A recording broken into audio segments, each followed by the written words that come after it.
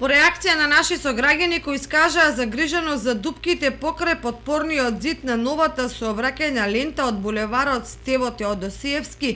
од аспект на тоа дали ќе мораат тие да ги санираат и како ќе им биде решен пристапот до дуќаните во спортската сала кај гимназијата, денеска телевизија Кочани доби експресен одговор од градоначалникот Љупчо Папазов.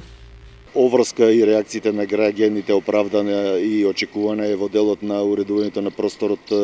помеѓу потпорниот зид кој беше изграден за реализацијата на овој проект и деловните простории кои се наоѓаат во склоп на спортската сала. Тоа што делува загрижувачки е што овој канал кој останал од градежните активности, граѓаните кои тука гравитираат по разни основи го наполниле со отпадни материјали, главно лименки и шишиња и безалкохолни други пијалоци, како и разновиден смет. Градоначалникот Љупчо Папазов и со појаснување како ќе се реши пристапот до дуќаните во спортската сала со цел да не останат блокирани, односно изолирани. Наша должност како општина и изведувачот ќе се обидеме да го решиме тоа, да им овозможиме